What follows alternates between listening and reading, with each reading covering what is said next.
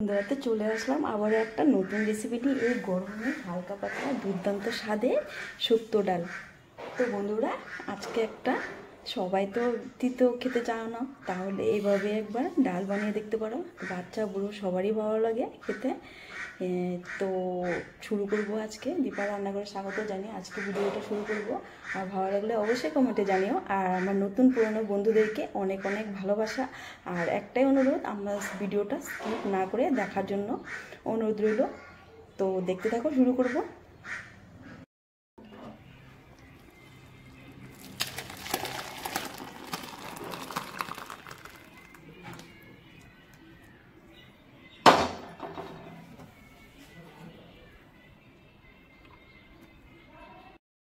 আমি কেটে নিব চাকুর সাহায্যে। তো এভাবে গোল গোল করে কেটে নেব।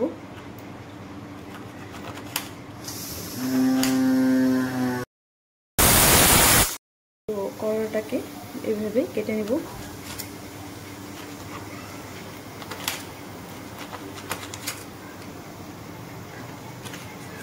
তো এইরকম সাইজেরই আমার পাতলা করতে হবে। করলাটাতে আমি এখানে এক টুকরো লেবু নিয়েছি, রস করে। লেবুর রসে আমি একটু টাইম রাখবো। তো খুব একটা তিতে লাগবে না, তো বাচ্চারাও খেতে পারবে।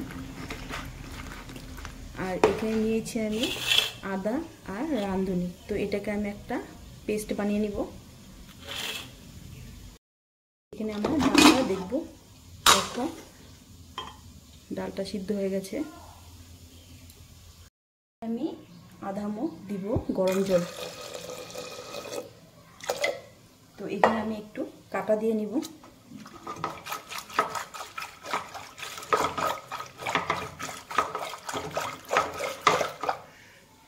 নুন পরিমাণ মতো।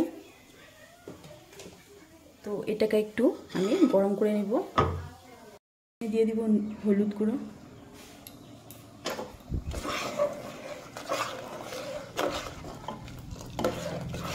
তো হয়ে গেছে আমার ডালটা গরম।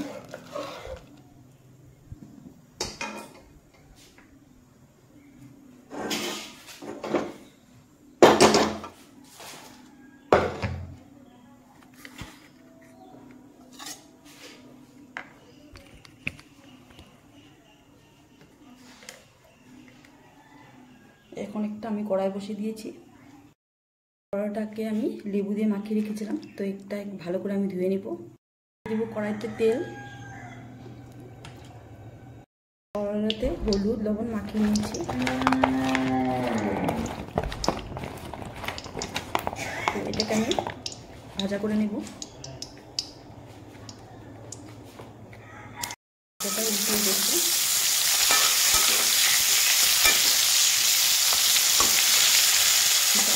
হবে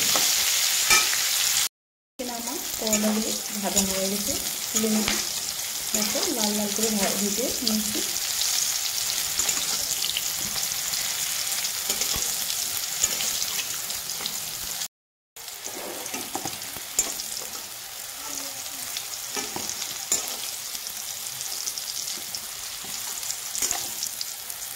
আমি দিয়ে দেবো তেজপাতা। আর এখানে আমি করে রাখা রাঁধুনি আর আদা বাটা একটু আমি দিয়ে দিব।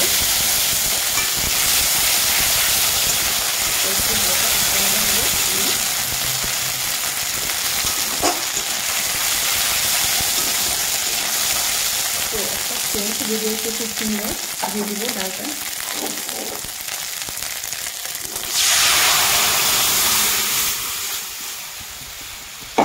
এখন এখানে রাঁধুনি আর আদা বাটাটা আমি দিয়ে দিব।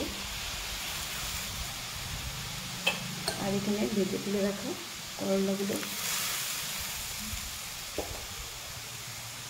দিয়ে দিব। শুক্তো ডাল বলে একটু দিয়ে দিব চিনি। আর ডালটাকে আমি নাড়িয়ে চেড়ে একটু ফুটিয়ে নামিয়ে নেব। তো আমার এখানে শুক্তো ডালটা রেডি হয়ে গেছে, নামিয়ে রাখবো। তো বন্ধুরা আমার রেসিপিটা যদি ভালো লাগে অবশ্যই কমেন্টে জানিও। আর লাইক শেয়ার সাবস্ক্রাইব করতে একদম ভুলবে না।